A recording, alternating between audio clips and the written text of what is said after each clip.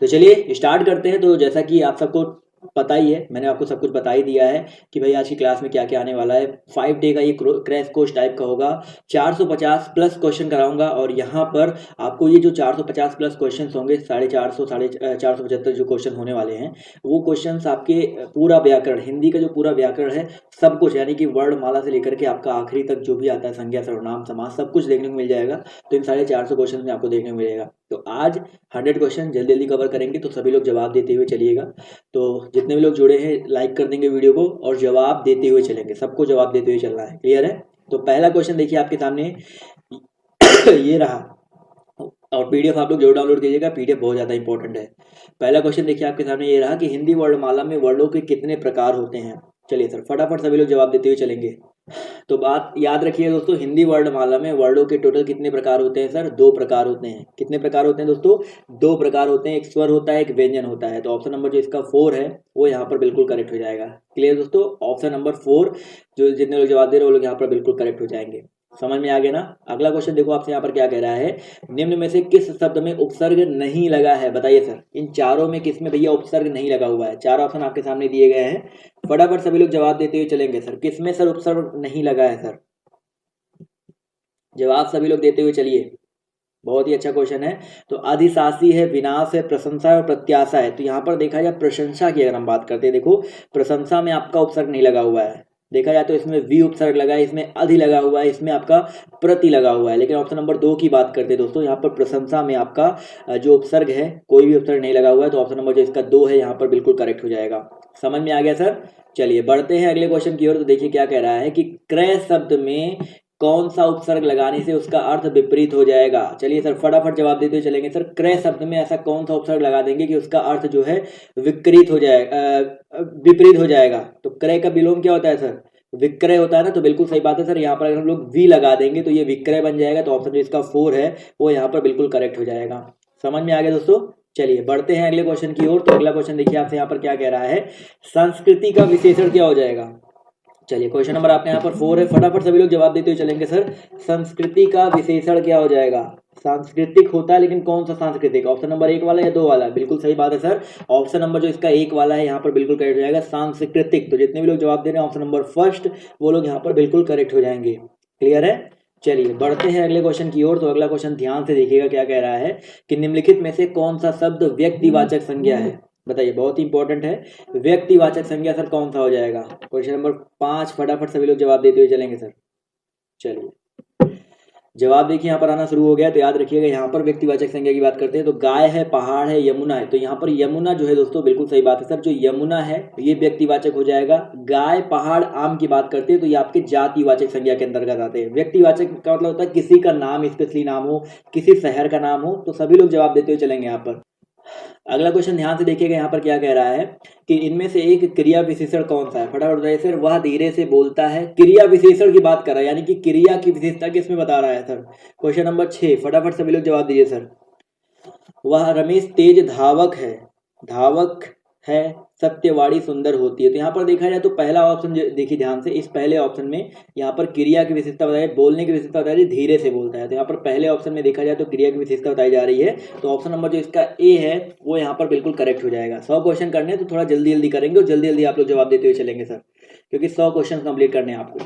अगला क्वेश्चन देखिए आपसे यहाँ पर क्या कह रहा है कि मानक हिंदी से क्या तात्पर्य है? ये बहुत ही अच्छा क्वेश्चन है। बताइए सर मानक हिंदी से क्या तात्पर्य है? क्वेश्चन नंबर आपका यहाँ पर 7 है, सभी लोग जवाब देते हुए चलेंगे सर। मानक हिंदी बताइए सर।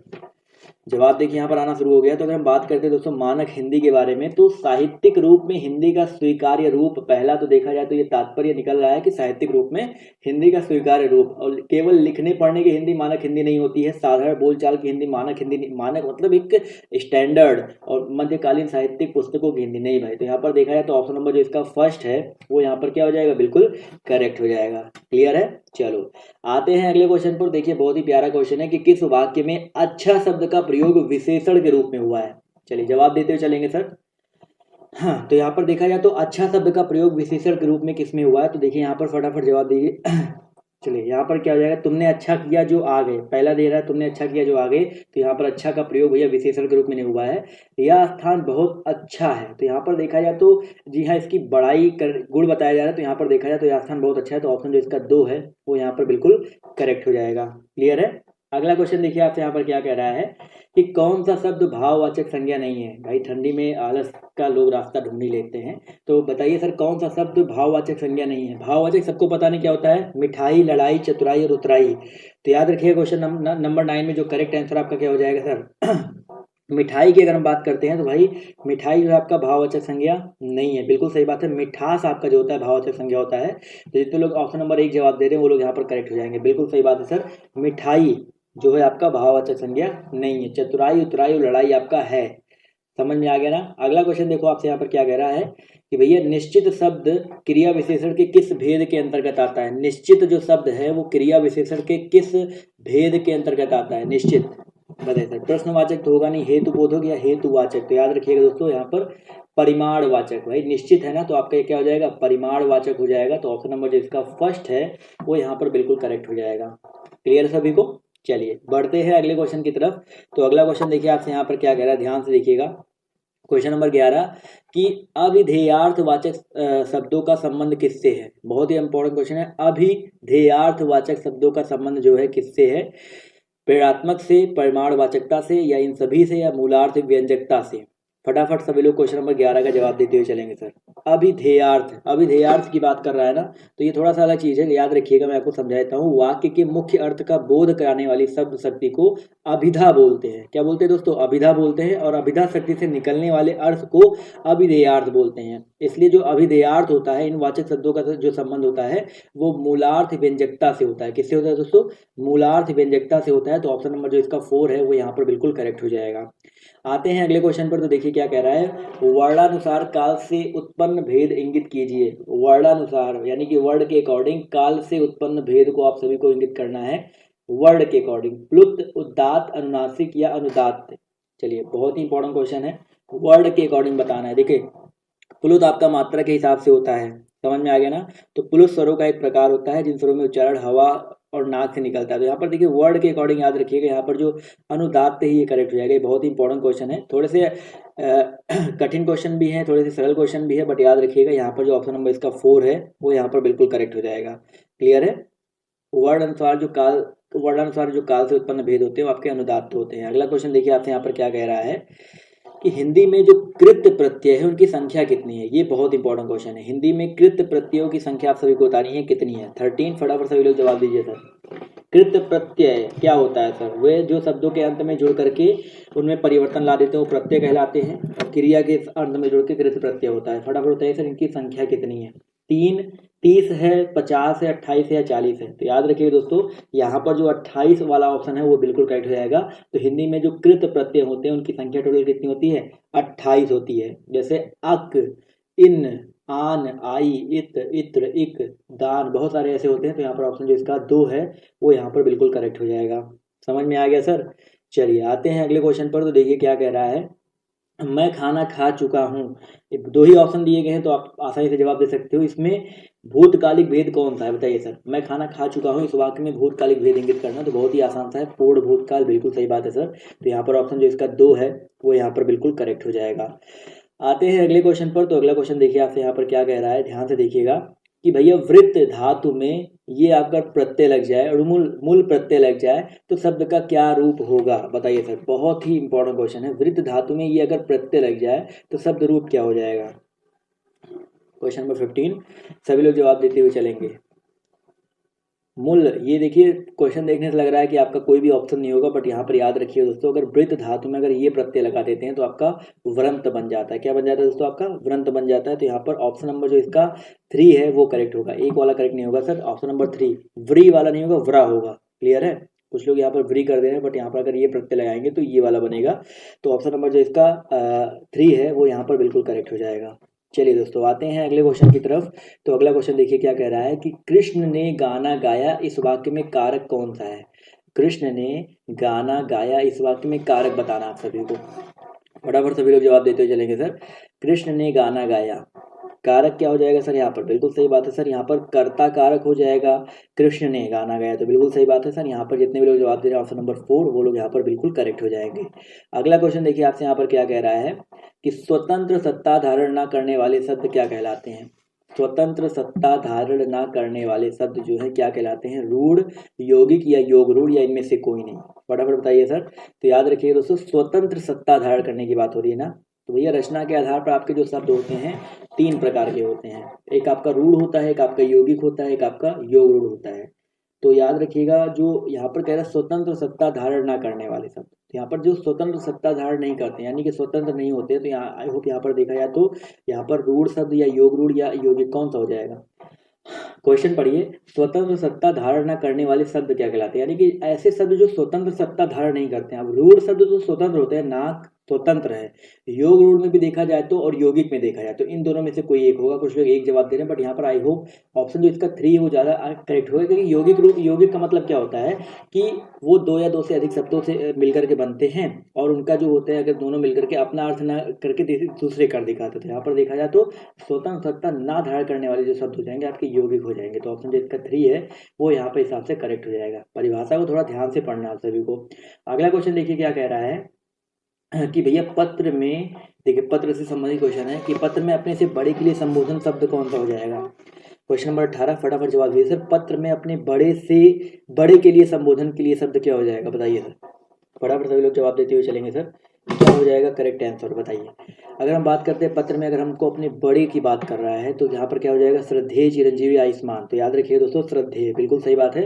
तो ऑप्शन जो इसका 2 है वो यहाँ पर बिल्कुल करेक्ट हो जाएगा।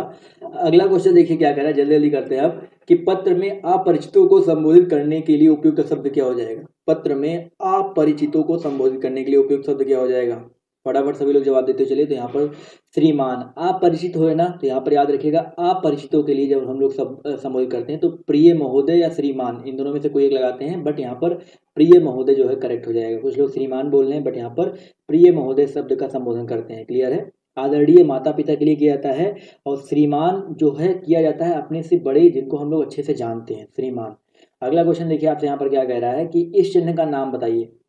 ये बताइए इस चिन्ह को क्या नाम दिया गया है, बताइए सर। ये सब बहुत ही आसान सा क्वेश्चन है। अगर हम बात करते हैं इसके बारे में तो इसको बोलते हैं अनुनासिक यानी कि चंद्र बिंदु, यानी कि ऑप्शन जो इसका 3 है वो यहाँ पर क्या हो जाएगा, बिल्कुल करेक्ट हो जाएगा। अगला क्वेश्चन देखो क्या कह रहा है कि इनमें से व्यक्तिवाचक संज्ञा कौन सी है, फटाफट बताइए सर। व्यक्तिवाचक संज्ञा इनमें से कौन सा है, मांडवी, भला, घरेलू या स्वतंत्र। 21 फटाफट सभी लोग जवाब देते हुए चलेंगे। तो याद रखिएगा दोस्तों व्यक्तिवाचक संज्ञा यहाँ पर मांडवी हो जाएगा, क्योंकि मांडवी एक नाम है और यहाँ पर मांडवी जो है आपका व्यक्तिवाचक संज्ञा के इसलिए अंतर्गत आ जाएगा। तो ऑप्शन जो इसका फर्स्ट है वो यहाँ पर बिल्कुल करेक्ट हो जाएगा। समझ में आ गया ना सर, चलिए बहुत अच्छी बात है। अगला क्वेश्चन देखिए क्या कह रहा है, इनमें से अव्यय कौन सा है। बहुत ज़्यादा बोलने का हिम्मत नहीं है सर, फटाफट जवाब देते हुए चलेंगे। सर इनमें से अव्यय कौन सा है, आवाज़ सबको क्लियर आ रही है ना, चलिए अव्यय कौन सा है। तो याद रखिएगा सजल, पतित, धीरे धीरे और सुंदर, इन सब में अगर देखा जाए क्वेश्चन नंबर 23 में तो आपका करेक्ट आंसर क्या हो जाएगा सर, 2 धीरे धीरे, जो ऑप्शन नंबर जो इसका 2 है ये आपका अव्यय हो जाएगा। अव्यय शब्द में क्या होता है कि लिंग, वचन, कारक इन सब में कोई भी आपका विकार नहीं उत्पन्न हो सकता है, विकार नहीं आता है। अगला क्वेश्चन देखो क्या कह रहा है कि निम्नलिखित शब्दों में से कौन सा शब्द क्रिया विशेषण है, बताइए सर। इन चारों में से क्रिया विशेषण कौन सा है, ये तो बहुत ही आसान सा है, बिल्कुल सही जवाब। देखते ही क्वेश्चन जवाब आना शुरू हो गया है, धीरे धीरे। तो यहाँ पर जो धीरे धीरे है वो आपका क्या हो जाएगा सर, क्रिया विशेषण हो जाएगा। क्लियर है सभी को, चलिए बहुत ही अच्छी बात है। अगला क्वेश्चन देखो क्या कह रहा है, निम्नलिखित पद में एक प्रत्यय लगाने से बने कौन से हैं। निम्नलिखित पद एक प्रत्यय लगने से बने हैं, इनमें से कौन सा पद आपका गलत है, फटाफट जवाब दीजिए सर। कौन सा पद जो है एक प्रत्यय से नहीं बना है, तो पाक्षिक है और सामाजिक है, भौमिक है और दैविक है। 25 अगर देखा जाए तो यहाँ पर सामाजिक में देखा जाए तो समाज शब्द जो है एक प्रत्यय से नहीं बना है सर, समझ में आ गया ना। तो यहाँ पर समाज जो शब्द है, सामाजिक जो शब्द है वो आपका एक प्रत्यय से नहीं बना है। तो यहाँ पर जितने लोग 3 नंबर जवाब दे रहे हैं वो लोग करेक्ट है। पाक्षिक, भौमिक और दैविक में एक प्रत्यय आपका लगा हुआ है। अगला क्वेश्चन देखो क्या कह रहा है कि व्यवस्था से पूर्व कौन सा उपसर्ग लगाए कि उसका अर्थ विपरीत हो जाए। व्यवस्था से पहले ऐसा कौन सा उपसर्ग लगा दे कि उसका अर्थ जो है विपरीत हो जाए। तो व्यवस्था का विपरीत क्या होता है, अव्यवस्था होता है भाई। अव्यवस्था ये वाला नहीं होता है, ये वाला होता है, ऑप्शन नंबर 2 वाला होता है सर, याद रखिएगा। तो ऑप्शन जो इसका 2 है करेक्ट हो जाएगा भाई। अव्यवस्था ऐसे तो लिखते हो ना, क्लियर है ना सभी को। आते हैं अगले क्वेश्चन पर। तो अगला क्वेश्चन देखिए कह रहा है कि का वर्ड का उच्चार स्थान क्या होता है भाई। का वर्ड का खा गा घा अंगा कहाँ से बोल रहे हो सर, कंठ से बोल रहे हो, बिल्कुल सही बात है सर। जब भी नहीं समझ में आए तो आप बोल के देख लिया करो। पा बोलो तो पा में देखो ओठ टच हो रहे हैं, पा तो पा वर्ग ओठ से होता है, इसे इस तरह चा वर्ग में तालु होता है, ता वर्ग में दांत होता है, ऐसे आप सभी याद कर सकते हो। टा वर्ग में मूर्धा होता है। अगला क्वेश्चन देखो क्या कह रहा है कि या वर्ड का उच्चार स्थान क्या है भाई। या या वर्ड का उच्चार स्थान क्या है। अंतःस्थ व्यंजन होते हैं यार अलावा, बट आपको उच्चार स्थान बताना है। तो याद रखिए दोस्तों, जो या वर्ड होता है इनका जो उच्चार स्थान होता है इनका भी तालु ही होता है। क्या होता है दोस्तों, आपका तालु ही होता है, या का भी। या बोलो तो आपका जीभ हल्का सा तालु में टच होता है, या तो आपका यहाँ पर भी क्या हो जाएगा, तालु हो जाएगा। क्लियर है। रा आपका मूर्धा होता है। अगला क्वेश्चन देखो क्या कह रहा है, टा वर्ग का उच्चार स्थान क्या होता है बताइए सर। टा वर्ड, अभी मैंने आपको बताया था टा वर्ड का उच्चार स्थान क्या होता है, आप लोग जवाब दे सकते हो आसानी से। तो बिल्कुल सही जवाब आ रहा है सर, मूर्धा होता है। टा वर्ड की अगर हम बात करते हैं तो इनका उच्चार स्थान क्या होता है दोस्तों, मूर्धा होता है। आते हैं क्वेश्चन नंबर 30 पर। तो देखिए कह रहा है निम्नलिखित में से विशेषण चुनना है आप सभी को। भलाई, थोड़ा, मिठास और स्वयं, इन सब में विशेषण कौन सा है। तो 3 नंबर की बात करते हैं, बिल्कुल सही बात है सर। थोड़ा जो है आपका विशेषण हो जाएगा। कैसा विशेषण है सर आपका, परिमाणवाचक विशेषण है। तो ऑप्शन नंबर जो इसका 3 है वो यहाँ पर बिल्कुल करेक्ट हो जाएगा। क्लियर है। इसके अलावा अगला क्वेश्चन देखिए क्या कह रहा है कि भारतीय शब्द का बहुवचन क्या हो जाएगा बताइए सर। भारतीय शब्द का बहुवचन यहाँ पर क्या हो जाएगा। क्वेश्चन नंबर 31, फटाफट सभी लोग जवाब देते हुए चलेंगे सर। चलिए जवाब देखिए यहाँ पर आना शुरू हो गया। तो याद रखिएगा भारतीय का भारतीयों होता है, बट कौन सा वाला, बी वाला आई थिंक यहाँ पर करेक्ट हो जाएगा। तो बिल्कुल सही बात है सर, जितने भी लोग जवाब दे रहे हैं ऑप्शन नंबर बी, वो लोग यहाँ पर बिल्कुल करेक्ट हो जाएंगे। चलिए बहुत ही अच्छी बात है। अगले क्वेश्चन पर आते हैं। तो अगला क्वेश्चन देखिए आपसे यहाँ पर क्या कह रहा है कि लक्ष्मण एक कुशल कार्य करता है, इसमें लक्ष्मण क्या है बताइए सर। लक्ष्मण जो है एक कुशल कार्य करता है, इसमें लक्ष्मण क्या है, सॉरी इसमें विशेषण क्या है ये बताना, माफ कीजिएगा। लक्ष्मण एक कुशल कार्य करता है, इसमें विशेषण आप सभी को बताना क्या है। तो याद रखिएगा कार्यकर्ता कुशल है, तो देखा जाए तो यहाँ पर विशेषण आपका क्या हो जाएगा, कुशल हो जाएगा। तो यहाँ पर ऑप्शन नंबर जो इसका 3 है वो यहाँ पर बिल्कुल करेक्ट हो जाएगा। समझ में आ गया सर। चलिए आते हैं अगले क्वेश्चन पर। तो देखिए क्या कह रहा है। अगला क्वेश्चन यहाँ पर कह रहा है कि भैया निम्नलिखित में से हिंदी भाषा की लिपि है, बताइए सर। बहुत ही आसान क्वेश्चन है, कई बार रिपीट हो चुका है। हिंदी भाषा की लिपि आप सभी को बतानी है, फटाफट जवाब देते हुए चलेंगे सभी लोग। तो याद रखिए दोस्तों, हिंदी भाषा की लिपि देवनागरी होती है, सभी को पता है। तो ऑप्शन जो इसका 3 है वो यहाँ पर बिल्कुल करेक्ट हो जाएगा। क्लियर है। चलिए बढ़ते हैं अगले क्वेश्चन की ओर। तो देखिए क्या कह रहा है कि निर्वासित शब्द में निम्नलिखित में से कौन सा प्रत्यय लगा है। निर्वासित जो शब्द है निम्नलिखित में से कौन सा प्रत्यय लगा हुआ है, फटाफट सभी लोग जवाब देते हुए चलेंगे सर। बिल्कुल सही बात है सर। निर्वासित में इत लगा है, इक लगा है या सित लगा है, दोनों तीनों में से आप फटाफट बताइए सर। तो बिल्कुल सही जवाब आ रहा है, इत प्रत्यय लगा हुआ है। तो जितने भी लोग जवाब दे रहे हैं ऑप्शन नंबर फर्स्ट यानी कि लाइक वाला, यानी कि ऑप्शन जो इसका फर्स्ट है वो यहाँ पर बिल्कुल करेक्ट हो जाएगा।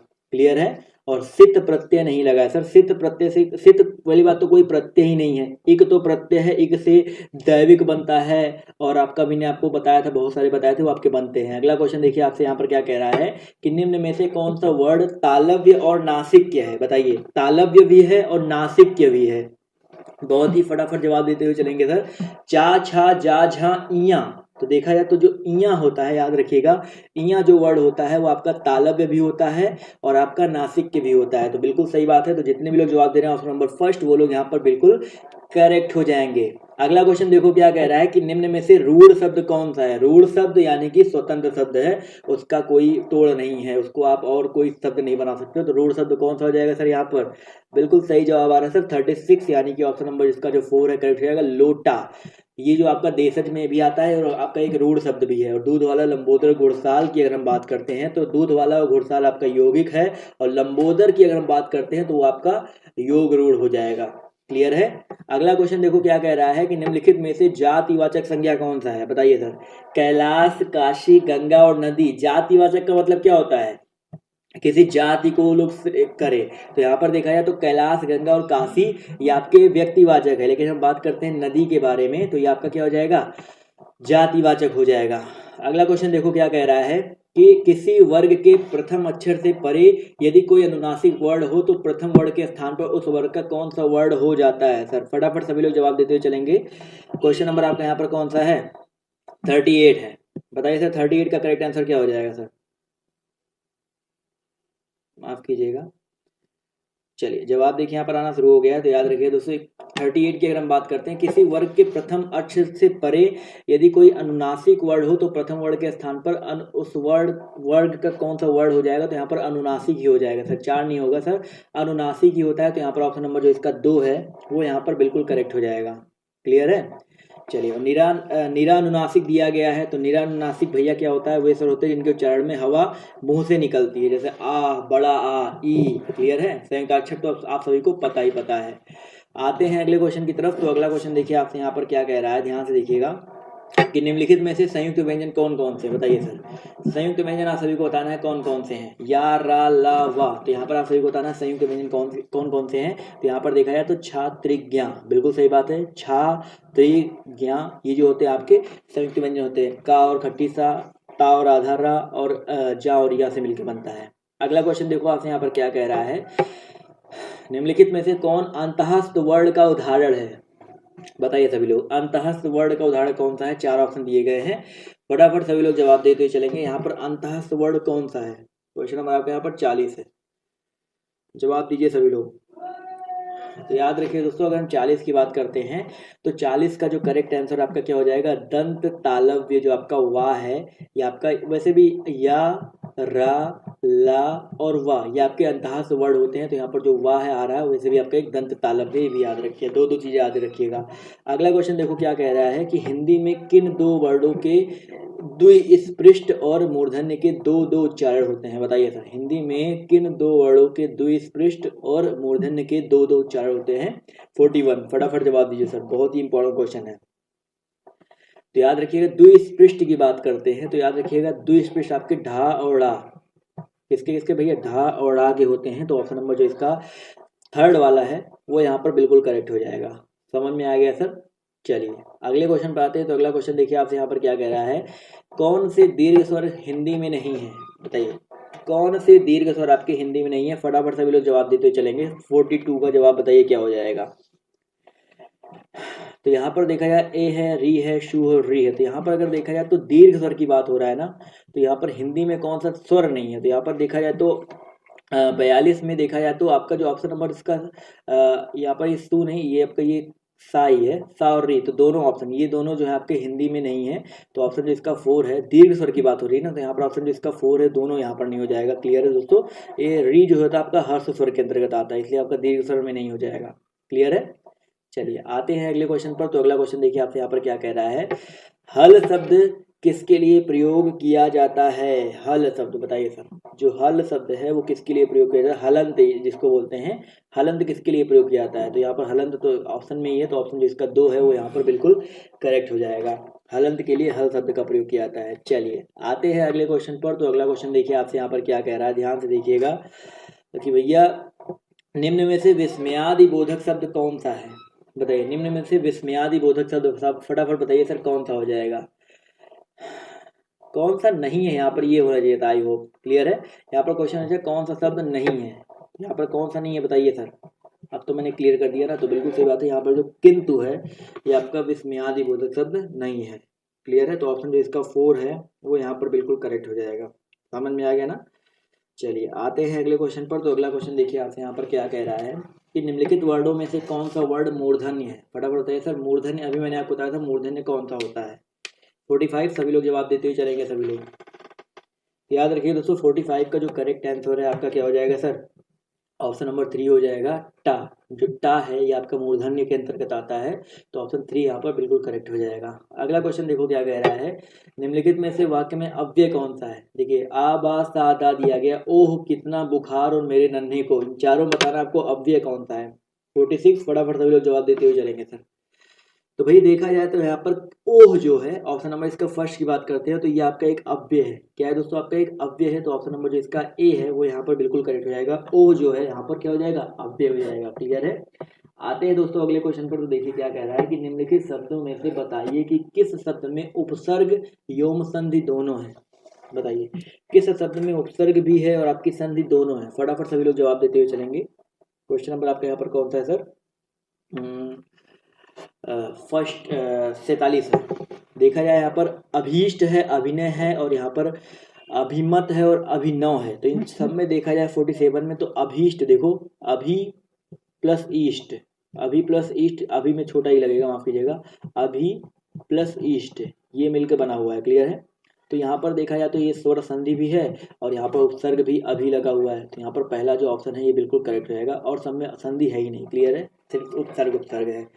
अगला क्वेश्चन देखो क्या कह रहा है कि व्यंजनों में बताइए कि कौन सा वर्ड महाप्राण है। महाप्राण आप सभी को बता रखा है ना, प्रत्येक वर्ग का दूसरा और चौथा व्यंजन जो होता है महाप्राण होता है। तो इन बताइए सर इन व्यंजनों में कौन सा वर्ड जो है आपका महाप्राण है। 48 फटाफट सभी लोग जवाब देते हुए चलेंगे सर। तो याद रखिएगा, देखिए हमने बताया ना प्रत्येक वर्ग का दूसरा और चौथा, तो का तो पहला है, गा तीसरा है और आ तो है नहीं। यहाँ पर बचा क्या ऑप्शन नंबर 2 खा, क्योंकि का खा गा घा, तो ये खा हो गया और घा हो गया, ये आपके महाप्राण के अंतर्गत आते हैं। समझ में आ गया सर। तो अगला क्वेश्चन देखिए यहाँ पर क्या कह रहा है कि निम्नलिखित ध्वनियों में से बताइए कि कौन सा वर्ड ओष्ठ्य नहीं है। बताइए यहाँ पर ओष्ठ्य कौन सा नहीं है। 49 फटाफट सभी लोग जवाब देते हुए चलेंगे। टा फा पा और भा, यहाँ पर बताइए कौन सा वर्ड जो है आपका ओष्ठ्य नहीं है। तो यहाँ पर देखिए पा फा बा ये ओष्ठ्य है, बट यहाँ पर टा की बात करते हो तो आपका मूर्धा होता है, तो आपका ये आपका ओष्ठ्य नहीं होगा। क्लियर है। अगला क्वेश्चन देखो आपसे यहाँ पर क्या कह रहा है कि उच्चारण स्थान की दृष्टि से जो क वर्ग है उसके सभी वर्ड क्या कहलाते हैं। क वर्ग क्या होता है, फटाफट बताइए सर। क वर्ग क्या होता है, कंठे होता है। बिल्कुल सही जवाब आ रहा है सर। तो यहाँ पर जो ऑप्शन नंबर इसका कौन सा है सर, ऑप्शन नंबर जो इसका 2 है वो यहाँ पर बिल्कुल करेक्ट है। क्लियर है। आवाज क्लियर नहीं आ रही होगी अभी तक आपको, बट आई होप अब क्लियर आ रही होगी, अब ज़्यादा क्लियर आ रही होगी। थोड़ा सा प्रॉब्लम हो गया था, मैंने ध्यान नहीं दिया था, माइक नीचे पड़ा हुआ है। अगला क्वेश्चन देखो आपसे यहाँ पर क्या कह रहा है कि डॉक्टर शब्द में जो आ ध्वनि है वो किस भाषा से आई है। बताइए सर, जो डॉक्टर शब्द है इसमें जो आ ध्वनि है वो किस भाषा से आई है। फटाफट सभी लोग जवाब देते हुए चलेंगे। 51 बताइए सर इसका करेक्ट आंसर क्या हो जाएगा। आ की बात कर रहे हैं तो 51 की अगर हम बात करते हैं तो याद रखिएगा इसका जो करेक्ट आंसर है आपका क्या हो जाएगा, ऑप्शन नंबर 4 हो जाएगा। क्लियर है। तो आ ध्वनि जो है आपका अंग्रेजी से आया हुआ है। क्लियर है भाई, आ ध्वनि याद रखिएगा अंग्रेजी से है, डॉक्टर। क्लियर है। अगला क्वेश्चन ध्यान से देखें यहाँ पर क्या कह रहा है 52 नंबर कि हिंदी की उत्पत्ति किस अपभ्रंश से हुई है। हिंदी की उत्पत्ति बताइए सर किस अपभ्रंश से हुई है। कई बार क्वेश्चन आप सबको मिल चुका होगा, फटाफट जवाब देते हुए चलेंगे सर। हिंदी की उत्पत्ति बताइए किस अपभ्रंश से हुई है। तो याद रखिए दोस्तों हिंदी की जो उत्पत्ति है शौरसेनी अपभ्रंश से हुई है। किससे दोस्तों, शौरसेनी अपभ्रंश से हुई है। तो ऑप्शन जो इसका 2 है वो यहाँ पर बिल्कुल करेक्ट हो जाएगा। समझ में आ गया सर। क्लियर है। अगला क्वेश्चन देखिए आपसे यहाँ पर क्या कह रहा है कि सामान्य वर्तमान काल का उदाहरण कौन सा है। सामान्य वर्तमान काल का उदाहरण आप सभी को बताना है कौन सा है। सीता बाजार जाती होगी, रमेश ने समाचार पत्र पढ़ा, वर्षा हो रही है, वह कोलकाता जाता है। 53 फटाफट सभी लोग जवाब देते हुए चलेंगे। तो याद रखिएगा सामान्य वर्तमान काल यहाँ पर ऑप्शन नंबर जो इसका 3 है वो यहाँ पर बिल्कुल करेक्ट हो जाएगा। वर्षा हो रही है ये आपका क्या हो जाएगा, सामान्य वर्तमान काल का उदाहरण हो जाएगा। आते हैं अगले क्वेश्चन पर। तो देखिए क्या कह रहा है कि पशु शब्द का विशेषण क्या हो जाएगा। बताइए सर, जो पशु शब्द है इसका विशेषण क्या हो जाएगा। 54 फटाफट सभी लोग जवाब देते हुए चलेंगे सर। जवाब देखिए यहाँ पर आना शुरू हो गया है। तो पशु का जो विशेषण होता है याद रखिएगा पार्श्विक होता है। कुछ लोग पशुता बोल रहे हैं बट यहाँ पर पार्श्विक जो है बिल्कुल करेक्ट होगा। पार्श्विक जो है यहाँ पर बिल्कुल करेक्ट हो जाएगा। क्लियर है। पार्श्विक शब्द जो होता है, पार्श्विक एक प्रवृत्ति होती है जो पशुओं के लिए विशेषण के रूप में प्रयोग किया जाता है। क्लियर है। अगला क्वेश्चन देखिए आपसे यहाँ पर क्या कह रहा है, जैसे मानव के लिए मान होता है वैसे पशुओं के लिए पार्श्विक होता है। 55 नंबर देखिए क्या कह रहा है, निम्नलिखित में से कौन सा भाववाचक संज्ञा है। बताइए सर, इन चारों में आपको भाववाचक संज्ञा बताना है, कौन सा भाववाचक संज्ञा है। 55 फटाफट सभी लोग जवाब देते हुए चलेंगे सर। तो याद रखिएगा लंबाई है, बहन है और शत्रुता है और दया है। तो यहाँ पर देखा जाए भाव की बात हो रहा है ना, तो शत्रु से बना है शत्रुता। तो आई होप यहाँ पर जो जितने लोग जवाब दे रहे हैं 4 नंबर 4 यहाँ पर करेक्ट होगा सर, शत्रुता। क्लियर है। शत्रुता जो शब्द है आपका ये भाववाचक संज्ञा हो जाएगा। क्लियर है। बहन लंबाई और दया नहीं होगा। आते हैं अगले क्वेश्चन पर। तो यहाँ पर बहन जो है, सॉरी यहाँ पर पूछ रहा है, माफ़ कीजिएगा 1 मिनट, थोड़ा सा मिस्टेक में से हो रहा है। यहाँ पर पूछ रहा है कौन सा भाववाचक संज्ञा नहीं है। तो यहाँ पर कौन सा नहीं है, तो यहाँ पर लंबाई, लंबाई और दया में देखा जाए तो बिल्कुल सही बात है। कुछ लोग 1 और 3 भी बोल रहे थे, मैंने क्वेश्चन ध्यान से पढ़ा नहीं था। तो लंबाई दया और शत्रुता है, लेकिन बहन की बात करते हैं। देखो सबसे पहले ध्यान शत्रुता पे गया था, मैंने 4 टिक कर दिया था। पर अगर हम बहन की बात करते हैं तो ये आपका एक जातिवाचक संज्ञा है। तो ऑप्शन जो इसका 4 है वो यहाँ पर करेक्ट हो जाएगा। क्लियर दोस्तों। तो यहाँ पर जो करेक्ट आंसर आपका क्या हो जाएगा, ऑप्शन नंबर 2 हो जाएगा। समझ में आ गया ना। चलिए, क्वेश्चन को कभी भी ध्यान से पढ़ना पड़ता है। अगला क्वेश्चन देखो क्या कह रहा है कि वचन बदलना है, सही विकल्प चुनिए। बहु का वचन बदलना है सभी को। बहु का बहुवचन क्या हो जाएगा बताइए सर, फटाफट सभी लोग जवाब दीजिए सर। तो बहु का जो बहुवचन होता है आपका बहुए होता है, यानी कि ऑप्शन जो इसका फर्स्ट है वो यहाँ पर क्या हो जाएगा, बिल्कुल करेक्ट हो जाएगा। अगला क्वेश्चन देखो क्या कह रहा है कि भैया लचकीला में प्रयुक्त प्रत्यय कौन सा है। चलिए फटाफट सभी लोग जवाब देते हुए चलेंगे। तो याद रखिएगा दोस्तों, लचकीला की अगर हम बात करते हैं तो यहाँ पर जो प्रत्यय प्रयोग हुआ आपका ईला प्रत्यय प्रयोग हुआ है, तो बिल्कुल सही जवाब आ रहा था। तो ऑप्शन जो इसका 3 है वो यहाँ पर बिल्कुल करेक्ट हो जाएगा। अगला क्वेश्चन देखिए क्या कह रहा है, प्रख्यात में प्रयुक्त उपसर्ग है। क्वेश्चन नंबर 58, फटाफट जवाब देते हुए चलेंगे सर। प्रख्यात में प्रयुक्त उपसर्ग क्या हो जाएगा, बहुत ही अच्छा क्वेश्चन है। तो याद रखिएगा, प्रख्यात की अगर हम बात करते हैं तो उपसर्ग लगा है ना, तो यहाँ पर देखा जाए तो प्रा उपसर्ग लगा है, बिल्कुल सही बात है सर। तो यहाँ पर ऑप्शन नंबर जो इसका 4 है वो यहाँ पर बिल्कुल करेक्ट हो जाएगा। आते हैं क्वेश्चन नंबर 59 की तरफ। तो देखिए क्या कह रहा है कि यहाँ आनंद मंगल है, चिंता की कोई बात नहीं है, माता जी को तेज ज्वर है। उपयुक्त वाक्य में दोष, कैसा दोष है बताइए सर। यहाँ आनंद मंगल है, चिंता की कोई बात नहीं है, माता जी को तेज ज्वर है। यहाँ पर आपको बताना है दोष, कैसा दोष है बताइए सर।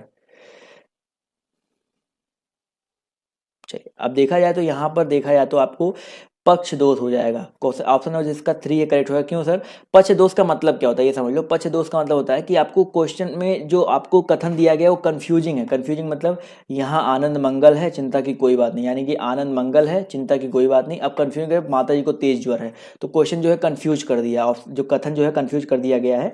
तो यहाँ पर क्या हो जाएगा सर, पक्ष दोष हो जाएगा। तो ये चीज़ याद रखिएगा, क्लियर है। तो ये होता है पक्ष दोष। समझ में आ गया सभी को कि यह बात जो है आपको वाक्य जो है स्पष्ट नहीं हो पा रहा है, बेसिकली कहना क्या चाह रहा है भाई। आनंद मंगल है, उसके बाद तेज ज्वर भी है। अगला क्वेश्चन देखो क्या कह रहा है कि निम्नांकित में उपसर्ग रहित शब्द कौन सा है, बताइए सर। यहाँ पर आप सभी को बताना है उपसर्ग रहित शब्द कौन सा है। क्वेश्चन नंबर 60, फटाफट सभी लोग जवाब देते हुए चलेंगे। जितने भी लोग जुड़े एक एक करके सभी लोग जवाब देते हुए चलिए सर। निम्नांकित में उपसर्ग रहित शब्द कौन सा है। क्वेश्चन नंबर आपका यहाँ पर 60, जवाब देते हुए चलेंगे सर। क्या हो जाएगा बताइए करेक्ट आंसर। चलिए याद रखिए दोस्तों, यहाँ पर कुलीन है, विनम्रता है, सुदर्शन है। अब यहाँ पर देखा जाए कुलीन की बात करते हैं तो कुलीन में उपसर्ग नहीं है, याद रखिएगा। कुलीन शब्द में आपका उपसर्ग नहीं है। कुल शब्द में इन प्रत्यय जोड़ा गया है तो कुलीन बना है, तो यहाँ पर कोई भी उपसर्ग नहीं है। तो ये आपका ऑप्शन जो इसका फर्स्ट है यहाँ पर करेक्ट हो जाएगा। अगला क्वेश्चन देखो क्या कह रहा है कि निम्नांकित में से किस शब्द में उपसर्ग का प्रयोग हुआ है। 61 में फटाफट बताइए सर, किस शब्द में उपसर्ग का प्रयोग हुआ है। क्वेश्चन नंबर 61, फटाफट सभी लोग जवाब देते हुए चलेंगे सर। 61 बताइए सर क्या हो जाएगा। तो यहाँ पर देखा जाए तो विकास, सुंदर, भारतीय और विवाद में देखा जाए तो विवाद, देखिए विवाद शब्द की बात करते हैं तो इसमें वी उपसर्ग का यूज हुआ है, लेकिन यहाँ पर इसमें ये सारे मूल वर्ड हैं। तो यहाँ पर भारतीय, भारत में देखा जाए तो प्रत्यय जुड़ा है, बट और किसी में आपका उपसर्ग या प्रत्यय नहीं जुड़ा हुआ है, क्लियर है। अगला क्वेश्चन देखो क्या कह रहा है, निम्नांकित में से किस शब्द में प्रत्यय का प्रयोग हुआ है। फटाफट सभी लोग जवाब देते चलेंगे सर। यहाँ पर प्रत्यय का प्रयोग किस में हुआ है। तो भाई प्रत्यय की बात हो रही है ना, तो यहाँ पर धनिक, बिल्कुल सही बात है सर। धनिक शब्द में एक प्रत्यय का प्रयोग हुआ है और किसी में प्रत्यय नहीं लगा है, क्लियर है। तो ऑप्शन जो इसका 3 है यहाँ पर बिल्कुल करेक्ट हो जाएगा। इसी तरह क्वेश्चन नंबर आपका यहाँ पर 63 देखिए क्या कह रहा है कि निम्नलिखित में से कौन सा शब्द क्रियार्थक संज्ञा है, बताइए सर। कौन सा शब्द आपका क्रियार्थक संज्ञा है। खेल, महान, गणना या पीना। चलिए सर, जब कोई क्रिया संज्ञा की भांति व्यवहार करता है तो वो आपका क्रियार्थक संज्ञा कहलाता है। तो याद रखिएगा, जब कोई क्रिया, तो खेल, गणना, पीना, इन सब में बताओ महान तो कोई क्रिया है नहीं, महान तो क्रिया कोई क्रिया नहीं है नहीं। तो यहाँ पर 3 तो ऑप्शन वैसे भी नहीं होगा। बात हुई आपकी यहाँ पर गणना के बारे में। देखो गणना जो है ये शब्द आपका क्रियार्थक संज्ञा हो जाएगा। और मैंने आपको बताया ना कि जब कोई क्रिया संज्ञा की भांति, गणना एक संज्ञा की भांति कभी कभी काम करता है कि चलो गणना करो, गणना करना बहुत ज़्यादा महत्वपूर्ण बात है। तो ऐसे आप इसका प्रयोग संज्ञा के रूप में कर सकते हैं, क्लियर है। अगला क्वेश्चन देखो आपसे यहाँ पर क्या कह रहा है कि भैया जो शब्दांश शब्द के आदि में जुड़ करके शब्द के पहले अर्थ को परिवर्तित कर दे उन्हें क्या कहते हैं। आदि और अंत, आदि मतलब होता है पहले, तो बताओ सर आदि भी कौन जोड़ता है सर। आदि मतलब पहले होता है, यानी कि उपसर्ग, यानी कि ऑप्शन जो इसका 4 है वो यहाँ पर बिल्कुल करेक्ट हो जाएगा। समझ में आ गया सर। आते हैं अगले क्वेश्चन पर। तो देखिए क्या कह रहा है, निम्नांकित में से अव्यय का कौन सा भेद नहीं है, बताइए सर। अव्यय के कई सारे भेद होते हैं, इसमें से कौन सा अव्यय का भेद नहीं है।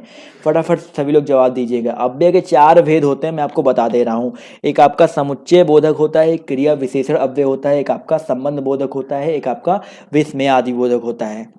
तो इन चारों में आपको बताना कौन सा नहीं है, तो विचाराधिबोधक, तो बिल्कुल सही बात है। ऑप्शन जो इसका फर्स्ट है वो यहाँ पर बिल्कुल करेक्ट हो जाएगा।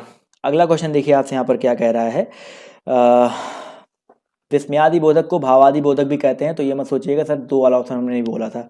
अगला क्वेश्चन देखिए आपसे कह रहा है कि कौन सा उपसर्ग आचार शब्द से पूर्व लगने से उसका अर्थ जुल्म हो जाता है। बताइए सर, कौन सा उपसर्ग आचार शब्द से पहले अगर लगा दे तो उसका मतलब जुल्म हो जाएगा। बताइए सर, किसमें अत्याचार या निराचार या दुराचार। बताइए सर, फटाफट जवाब दीजिए सर, कौन सा प्रत्यय लगा देंगे। तो याद रखिएगा यहाँ पर पहला ऑप्शन देखो, आचार में अगर हम लोग अन लगा दे तो क्या हो जाएगा, अनाचार।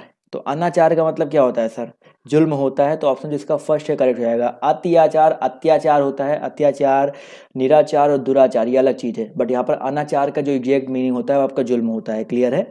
अगला क्वेश्चन देखो क्या कह रहा है कि पितृ शब्द में इक शब्द लगाने से क्या बनेगा। बताइए सर, अगर पितृ में अगर हम लोग इक लगाते हैं तो क्या बनता है, इक छोटी ये रहेगा। तो याद रखिएगा पित्त में बनाएंगे तो पैतृक बनेगा, लेकिन पैतृक कौन सा बनेगा सर, ए वाला तो बनेगा नहीं, सी वाला भी नहीं बनेगा। अब दोनों में से एक बनेगा, तो दो वाला तो अशुद्ध लिखा है, तो यानी कि बचा क्या ऑप्शन नंबर 4।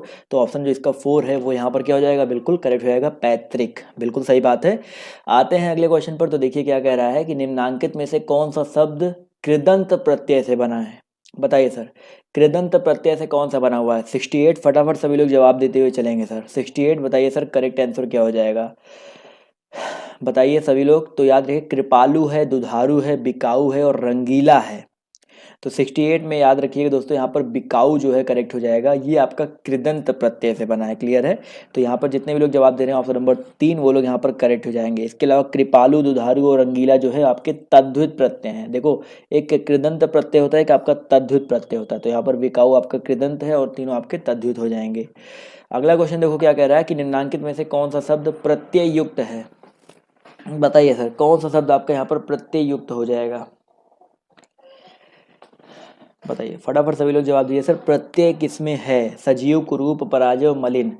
तो याद रखिए दोस्तों, यहाँ पर सजीव है, कुरूप है, पराजय है, मलिन है। तो यहाँ पर मलिन की अगर हम बात करते हैं, बिल्कुल सही बात है सर, मलिन में इन प्रत्यय लगा हुआ है। तो ऑप्शन नंबर जो इसका 4 है वो यहाँ पर बिल्कुल करेक्ट हो जाएगा।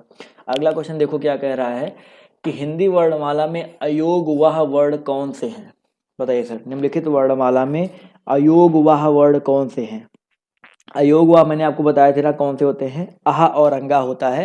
तो यहाँ पर आहा और अंगा होना चाहिए, ये आ नहीं है, अंगा है और आहा है। तो ऑप्शन जो इसका 4 है वो यहाँ पर बिल्कुल करेक्ट है। यहाँ पर एक चंद्र बिंदी लगा दो, नहीं तो आप कंफ्यूज हो जाओगे। तो ऑप्शन जो इसका 4 है यहाँ पर करेक्ट हो जाएगा। क्लियर है। आते हैं अगले क्वेश्चन पर। तो देखिए क्या कह रहा है कि निम्नलिखित में से बताइए किस शब्द में द्वितीय व्यंजन है। बताइए सर, निम्नलिखित में से आप सभी को बताना है किस शब्द में आपका द्वितीय व्यंजन है। फटाफट सभी लोग जवाब देते चलेंगे सर। 71, द्वितीय व्यंजन का मतलब क्या होता है सर।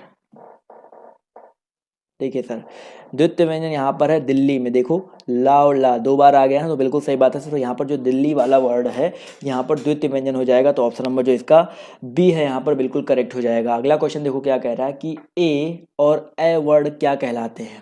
बताइए सर, ए और ए वर्ड क्या कहलाते हैं। क्वेश्चन नंबर आपका यहाँ पर कौन सा है सर, 72। फटाफट सभी लोग जवाब देते हुए चलेंगे सर, ए और ए वर्ड क्या कहलाते हैं। तो याद रखिएगा दोस्तों, ये आपके कंठ तालव्य, बिल्कुल सही जवाब आ रहा है सर। जिन वर्डों का उच्चारण कंठ और तालव्य दोनों की संयुक्त रूप से हो वहाँ पर आपका कंठ तालव्य होता है। तो आप ऑप्शन नंबर जो इसका 2 है करेक्ट हो जाएगा। अगला क्वेश्चन देखो क्या कह रहा है कि ये जो तीनों सा है और हा है ये कौन से व्यंजन कहलाते हैं। बताइए, शा, सा और हा, ये तीनों कैसे व्यंजन कहलाते हैं। 73, बहुत ही आसान क्वेश्चन है, कई बार मैं आपको करवा चुका हूँ। तो बिल्कुल सही बात है सर, ये आपके ऊष्म व्यंजन कहलाते हैं। क्या दोस्तों, आपके ऊष्म व्यंजन कहलाते हैं। तो 73 का जो आपका 2 वाला आंसर है करेक्ट हो जाएगा। स्पर्श संघर्षी अलग है, स्पर्शी अलग है और प्रकंपी तो बिल्कुल अलग है। क्लियर है। अगला क्वेश्चन देखिए आपसे यहाँ पर क्या कह रहा है कि किसी वर्ग के पहले वर्ड का, चा, टा, ता, पा का मेल यदि अनुनासिक वर्ड से हो तो वहां उस वर्ड के स्थान पर उसी वर्ग का कौन सा वर्ड हो जाता है। बताइए सर, ये बहुत अच्छा क्वेश्चन है। 74, जैसे का, चा, टा, ता, पा उसके अनुनासिक से हो तो उसी वर्ग का कौन सा वर्ड हो जाता है। बताइए सर। तो पंचमाक्षर, बिल्कुल सही बात है।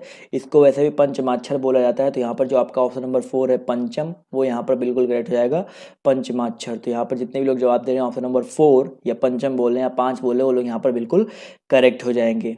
अगला क्वेश्चन देखो क्या कह रहा है कि लेखक शब्द के अंत में कौन सा प्रत्यय लगा हुआ है। बताइए सर, लेखक शब्द के अंत में कौन सा प्रत्यय लगा हुआ है। 75 सभी लोग जवाब देते हुए चलेंगे। लेखक 75, देखिए बिल्कुल सही बात है सर। लेखक की अगर हम बात करते हैं तो लेखक में अक प्रत्यय लगा है। क्या लगा है दोस्तों, आपका अक प्रत्यय लगा हुआ है। तो ऑप्शन नंबर जो इसका 4 है वो यहाँ पर बिल्कुल करेक्ट हो जाएगा। इसी तरह क्वेश्चन नंबर आपका 76 कह रहा है निम्न में नासिक के व्यंजन कौन सा है। बताइए सर 76, फटाफट सभी लोग जवाब देते हुए चलेंगे सर। नासिक के व्यंजन कौन सा है 76 में। बहुत ही अच्छा क्वेश्चन है। तो याद रखिएगा यहाँ पर आपका जो ऑप्शन नंबर 3 है इया, इया जो होता है नाक से हल्का, तो देखो आता है ना, नासिक के व्यंजन हो जाएगा। इया हो गया, अड़ा हो गया, और इसके अलावा ना हो गया, माँ हो गया, ये सारे आपके नासिक के व्यंजन होते हैं। अगला क्वेश्चन देखो क्या कह रहा है आपसे, यहाँ पर देखिएगा ध्यान से कि भैया निम्नलिखित में से कौन सा कृदंत है। मैंने आपको बता रखा है ना कृदंत क्या होता है। तो बताइए सर, चतुराई, भिड़ंत, मिठास और दुधारू में आपका कृदंत क्या हो जाएगा। भिड़ंत, भिड़ंत, कृदंत। तो बिल्कुल सही बात है। देखा जाए तो यहाँ पर जितने लोग जवाब दे रहे हैं ऑप्शन नंबर 3, वो लोग यहाँ पर बिल्कुल करेक्ट हो जाएंगे। कृत प्रत्यय अंत से बना है, इसलिए आपका ये कृदंत हो जाएगा। क्लियर है। अगला क्वेश्चन देखो क्या कह रहा है कि भैया कंठ ध्वनियाँ कौन कौन सी है। 78, फटाफट सभी लोग जवाब दीजिए यहाँ पर, कंठ ध्वनियाँ कौन कौन सी है। चलिए 78 सभी लोग जवाब देते हुए चलेंगे। तो याद रखिए दोस्तों, यहाँ पर जो का और खा है, का वर्ग जो होता है वो कंठ ध्वनि के अंतर्गत आता है। तो ऑप्शन नंबर जो इसका 3 है वो यहाँ पर बिल्कुल करेक्ट हो जाएगा, कंठ ध्वनियाँ हो जाएंगी। क्लियर है। अगला क्वेश्चन देखिए क्या कह रहा है कि वस्तु, स्थान, भाव या विचार के द्योतक शब्द को क्या कहते हैं। बताइए, वस्तु, स्थान, भाव या विचार के द्योतक शब्द को क्या कहते हैं। बहुत ही इंपॉर्टेंट क्वेश्चन है। 79, फटाफट सभी लोग जवाब देते हुए चलेंगे सर, ये बहुत इंपॉर्टेंट। तो याद रखिएगा, वस्तु, स्थान, भाव या विचार के द्योतक शब्द को हम लोग संज्ञा शब्द कहते हैं। बहुत ही इंपॉर्टेंट है, काफ़ी कम लोगों ने सही जवाब दिया है। तो यहाँ पर संज्ञा शब्द याद रखिएगा, जो ऑप्शन नंबर इसका 4 है वो यहाँ पर बिल्कुल करेक्ट हो जाएगा। क्लियर है। चलिए बढ़ते हैं अगले क्वेश्चन पर। तो देखिए क्या कह रहा है कि सुत शब्द को स्त्रीवाचक बनाने के लिए किस प्रत्यय का प्रयोग किया जाएगा। बताइए, जो सुत शब्द है अगर आपको इसको स्त्रीवाचक बनाना है तो किस प्रत्यय का प्रयोग किया जाएगा। फिर क्वेश्चन नंबर 80, फटाफट सभी लोग जवाब देते हुए चलेंगे सर। बहुत ही अच्छा क्वेश्चन है। बताइए सर करेक्ट आंसर क्या हो जाएगा। तो याद रखिए दोस्तों, 80 का जो करेक्ट आंसर आपका क्या हो जाएगा, सुत शब्द को स्त्री, सुता, सुत का स्त्रीवाचक क्या होता है, सुतिक नहीं होता है सर, सुता होता है। तो यहाँ पर आ प्रत्यय लगेगा सर, सुत में सुता लगता है। सुत का स्त्रीवाचक क्या होता है, सुता होता है। क्लियर है। तो ये याद रखिएगा। अगला क्वेश्चन देखो यहाँ पर आपसे क्या कह रहा है, क्वेश्चन नंबर 81 कि निम्नलिखित में से रूढ़ शब्द कौन से हैं। बताइए सर, रूढ़ शब्द कौन से हैं। क्वेश्चन नंबर आपका यहाँ पर 81, फटाफट सभी लोग जवाब देते हुए चलेंगे। रूढ़ शब्द मैंने आपको बताया था ना क्या होता है कि जो तोड़ा ना जा सके, जो एकदम स्वतंत्र होता है। तो 81 जवाब दीजिए सभी लोग। तो याद रखिएगा यहाँ पर जलज, पंकज, मलयज ये आपके रूढ़ नहीं है, बट यहाँ पर जो वैभव है, वैभव जो है आपका, ये रूढ़ शब्द है। क्लियर है दोस्तों। तो यहाँ पर जितने भी लोग जवाब दे रहे हैं वैभव, वो लोग यहाँ पर करेक्ट हो जाएंगे। वैभव का मतलब क्या होता है, ऐश्वर्य होता है। पंकज, जलज, मलयज ये सारे आपके योग रूढ़ हैं। क्लियर है। इनका प्रयोग बेसिकली आपके कमल के लिए किया जाता है। अगला क्वेश्चन देखो आपसे यहाँ पर क्या कह रहा है कि स्वरों को किस एक अन्य नाम से भी जाना जाता है। फटाफट जवाब दिए सर, स्वरों को किस एक अन्य नाम से भी जाना जाता है। स्वर जो होते हैं उनको और किस नाम से जानते हो सर, हल, अच, मूर्धन्य या प्लुत। फटाफट सभी लोग जवाब दीजिएगा। तो याद रखिएगा, प्लुत तो उसका प्रकार होता है सर, प्लुत तो आपका एक प्रकार होता है। इसका यहाँ पर करेक्ट आंसर हो जाएगा हल। बिल्कुल सही बात है। यहाँ पर ऑप्शन नंबर फर्स्ट बहुत कम लोग जानते हैं सर, स्वरों को हल नाम से भी जाना जाता है, प्लुत एक प्रकार है। क्लियर है। मूर्धन्य तो आपका अलग ही हो जाएगा। तो यहाँ पर ऑप्शन जो इसका फर्स्ट है वो यहाँ पर बिल्कुल करेक्ट हो जाएगा। समझ में आ गया सर। चलिए आते हैं अगले क्वेश्चन पर। तो अगला क्वेश्चन देखिए क्या कह रहा है कि निम्न में से महाप्राण व्यंजन कौन सा है। दूसरा और चौथा, प्रत्येक वर्ग का दूसरा और चौथा महाप्राण होता है। तो बताइए सर यहाँ पर महाप्राण कौन सा है। का, चा, या रा तो अंतहस्त है। तो यहाँ पर बचा, और सारे अंतहस्त आपके अल्प प्राण होते हैं, वो भी याद रखिएगा। तो यहाँ पर बचा हुआ ऑप्शन नंबर फर्स्ट, ये आपका क्या हो जाएगा, महाप्राण व्यंजन हो जाएगा, ऑप्शन नंबर फर्स्ट। क्लियर है दोस्तों। चलिए आते हैं अगले क्वेश्चन पर। तो देखिए क्या कह रहा है कि मूल धातु से पूर्व जिन शब्दों का प्रयोग किया जाता है उन्हें क्या कहते हैं। मूल धातु से पूर्व जिन शब्दों का प्रयोग किया जाता है तो उन्हें क्या कहते हैं? तो याद रखिएगा, मूल धातु से पहले हम लोग उपसर्ग का प्रयोग करते हैं। आसान सा क्वेश्चन है, तो ऑप्शन जो इसका 2 है वो यहाँ पर बिल्कुल करेक्ट हो जाएगा। क्लियर है? अगला क्वेश्चन देखिए क्या कह रहा है कि हिंदी वर्णमाला में कुल कितने वर्ड होते हैं? बताइए सर, हिंदी वर्णमाला में कुल कितने वर्ड होते हैं? 85 सभी लोग जवाब देते हुए चलेंगे। तो याद रखिएगा दोस्तों, हिंदी वर्णमाला की अगर हम बात करते हैं तो यहाँ पर कुल कितने वर्ड होते हैं? 50 वर्ड, 46 वर्ड, 35 वर्ड या 43 वर्ड? तो याद रखिएगा दोस्तों, अगर 85 की बात करते हैं तो हिंदी वर्णमाला में कुल आपके 46 वर्ड होते हैं। बहुत ही अच्छा क्वेश्चन, मैं आपको बताता हूँ। 10 आपका स्वर होता है और 35 आपके व्यंजन होते हैं। और लेखन के आधार पर तो आपके सबको पता है 52 होते हैं, 13 स्वर, 35 व्यंजन, 4 संयुक्त अक्षर। तो ये लेखन के आधार पर 52 होता है। लेकिन अगर हिंदी वर्णमाला में पूछा जाए, ये बहुत अच्छा क्वेश्चन है, अगर कुल वर्डों की संख्या पूछी जाए तो आपका 46 होता है। ये चीज़ याद रखिएगा, जिसमें से 10 स्वर माना जाता है और 35 आपके व्यंजन माने जाते हैं। समझ में आ गया ना सर?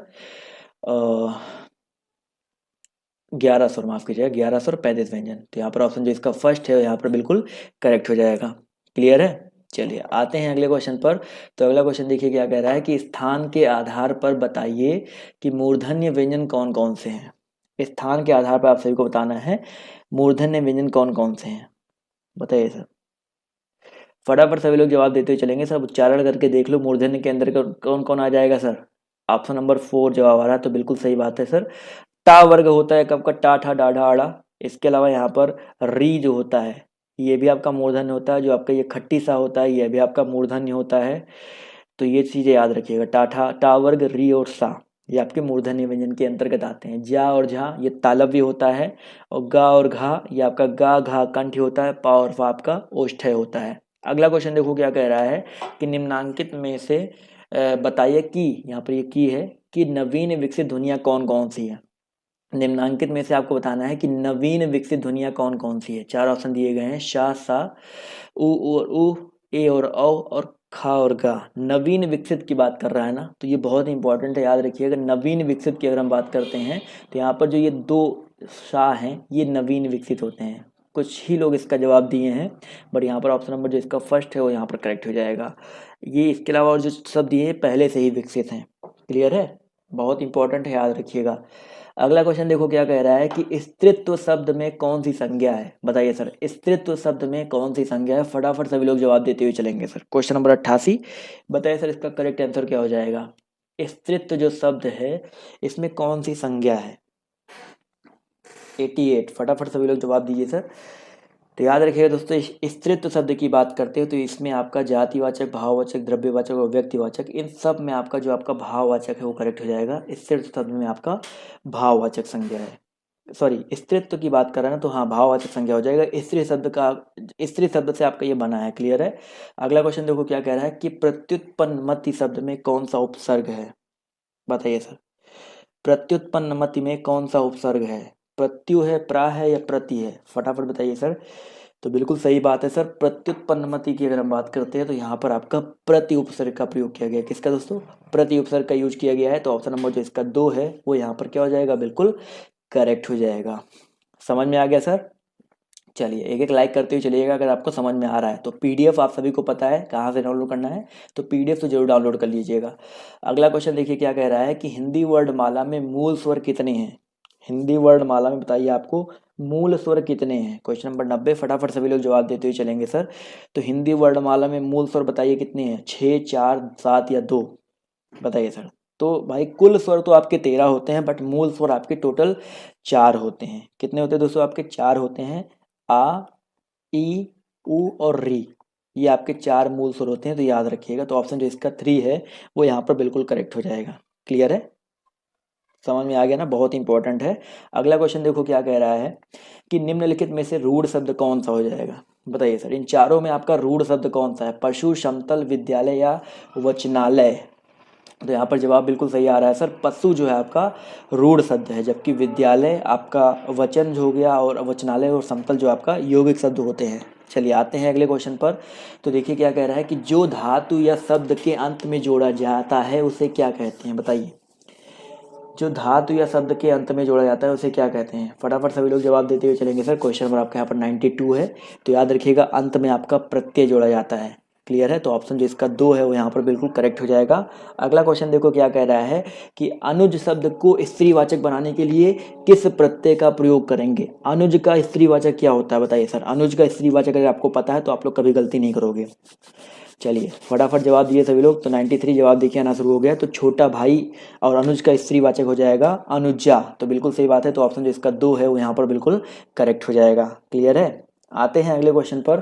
तो देखिए क्या कह रहा है कि भैया शब्द व्युत्पत्ति के आधार पर कौन सा शब्द योग रूढ़ है? अभी मैंने आपको बताया था योग रूढ़, इसमें से कौन सा हो जाएगा? जलज, कुशल, विनिमय और पवित्र। बताइए सर इसमें से योग रूढ़ कौन सा हो जाएगा? भैया विनिमय कैसे होगा सर? विनिमय नहीं है। जलज, कुशल, पवित्र, इसमें से बताना आप सभी को। तो याद रखिए दोस्तों यहाँ पर जलज जो है आपका योग रूढ़ हो जाएगा। इसका अर्थ होता है कमल। तो याद रखिएगा ऑप्शन जो इसका फर्स्ट है, जितने भी लोग जवाब दे रहे हैं फर्स्ट वो लोग यहाँ पर करेक्ट होंगे। विनिमय नहीं होगा सर। आते हैं अगले क्वेश्चन पर। तो देखिए क्या कह रहा है अगला क्वेश्चन, बहुत ही इंपॉर्टेंट है कि चा, छा, जा, झा, वाह और यहाँ ये ध्वनियाँ क्या कहलाती हैं? चा, छा, जा, झा, वाह और यहाँ ये ध्वनियाँ क्या कहलाती हैं? फटाफट जवाब दीजिए सर, क्या हो जाएगा इसका करेक्ट आंसर? तो बिल्कुल सही जवाब आ रहा है सर। ये ध्वनियाँ आपकी तालव्य ध्वनियाँ कहलाती हैं। तो ऑप्शन जो इसका 3 है वो यहाँ पर बिल्कुल करेक्ट हो जाएगा। अगला क्वेश्चन देखो क्या कह रहा है, हिंदी वर्णमाला में कुल कितने व्यंजनों की संख्या कितनी है? बताइए हिंदी वर्णमाला में कुल व्यंजनों की संख्या कितनी है? फिर से हिंदी वर्णमाला की बात कर रहा है, तो इसमें कुल व्यंजन बताना है आप सभी को कितने हो जाएंगे। तो 33 है, बिल्कुल सही बात है। तो ऑप्शन जो इसका 3 है वो यहाँ पर बिल्कुल करेक्ट हो जाएगा। अगला क्वेश्चन देखो क्या कह रहा है, वर्णमाला में बताइए कि संयुक्त स्वर कौन कौन से हैं? स्वर की बात कर रहा है। संयुक्त व्यंजन तो आपको छात्रिज्ञा और सात्स्रा तो आपको पता ही है। तो यहाँ पर बताना है संयुक्त स्वर कौन कौन से हैं। 97। फटाफट सभी लोग जवाब देते हुए चलेंगे सर। बताइए सर 97 का करेक्ट आंसर क्या हो जाएगा? तो याद रखिएगा दोस्तों हिंदी वर्णमाला की अगर हम बात करते हैं तो उसमें जो संयुक्त स्वर हैं आपके वो आपके 4 नंबर वाला या 2 नंबर 4 वाला यहाँ पर करेक्ट हो जाएगा, ए और औ। क्लियर है दोस्तों? संयुक्त स्वर आपके कौन कौन से हैं? ए हैं और औ हैं, ए और औ हैं। क्लियर है? तो ऑप्शन जो इसका 4 है वो यहाँ पर बिल्कुल करेक्ट हो जाएगा। समझ में आ गया ना सर? चलिए 98 सभी लोग जवाब दीजिए कि हिंदी वर्णमाला में कुल संयुक्ताक्षर कौन कौन से हैं? संयुक्ताक्षर बताइए कौन कौन से हैं। फटाफट क्वेश्चन नंबर 98 सभी लोग जवाब देते हुए चलेंगे सर। तो बिल्कुल सही जवाब आ रहा है सर। 98 की अगर हम बात करते हैं तो हिंदी वर्णमाला में छा, त्रिज्ञा और शा, मैंने आपको बताया था ना, ये आपके संयुक्ताक्षर होते हैं। ये 2 वर्डों के मेल से बनते हैं। छा आपका का और खट्टी सा से बनता है, आधा ता और रा से रा बनता है, और आधा जा और यहाँ से जा ज्ञा बनता है। क्लियर है? अगला क्वेश्चन देखो क्या कह रहा है कि निम्न में से बोध वर्ण कौन है? बताइए सर निम्न में से बोध वर्ण कौन कौन से हैं? क्वेश्चन नंबर 99 सभी लोग जवाब देते हुए चलेंगे सर। बोध वर्ण कौन कौन से हैं? फटाफट सभी लोग जवाब दीजिए सर, क्या हो जाएगा इसका करेक्ट आंसर? बोध वर्ण बहुत ही इंपॉर्टेंट है। 99। तो याद रखिए दोस्तों यहाँ पर जो हा है, बिल्कुल सही बात है सर, जो हा है आपका ये बोध वर्ण है। हा आपका ऊष्म होता है, अघोष होता है, महाप्राण होता है, स्वर यंत्रीय व्यंजन होता है। बहुत सारी इसकी परिभाषाएं, बहुत सारे नाम से इसको हम जानते हैं। और लास्ट क्वेश्चन देखिए आपसे यहाँ पर क्या कह रहा है कि निम्न में से कोमल तालव्य ध्वनियाँ कौन सी हैं? कोमल तालव्य ध्वनियाँ कौन सी है? फटाफट बताइए सर, बहुत ही इंपॉर्टेंट क्वेश्चन है। क्वेश्चन नंबर आपका 100। फटाफट सभी लोग जवाब देते हुए चलेंगे। यहाँ पर कोमल तालव्य ध्वनियाँ कौन सी हैं? तो याद रखिए दोस्तों यहाँ पर कोमल तालव्य की अगर हम बात करते हैं तो आपका जो चा वर्ग होता है वो आपका कोमल तालव्य के अंतर्गत आता है। चा, छा, जा, झा। क्लियर है? तो यहाँ पर ऑप्शन जो इसका 3 है वो यहाँ पर करेक्ट हो जाएगा। तो भाई ये रहे आज के कुछ इंपॉर्टेंट 100 क्वेश्चंस। तो आपको कैसे लगे कमेंट करके जरूर बता दीजिएगा, और जाते जाते अच्छा सा रिव्यू दे दीजिएगा, और पीडीएफ इसका डाउनलोड कर लीजिएगा। आपको पता है पीडीएफ बहुत इंपॉर्टेंट होता है रिपीट करने के लिए। और इसी तरह आपको मैं टोटल 450 प्लस क्वेश्चन 4 से 5 दिन में करवा दूंगा, जो कि आपके आने वाले एग्जाम्स के लिए बहुत ज़्यादा इंपॉर्टेंट होने वाला है। आप किसी भी एग्जाम में इसका यूज कर सकते हो, सारे के सारे क्वेश्चन का यूज कर सकते हो। क्लियर है? तो भाई अभी के लिए बाय बाय, टेक केयर, जय हिंद, जय भारत। मिलते हैं आप सबसे नेक्स्ट वीडियो में।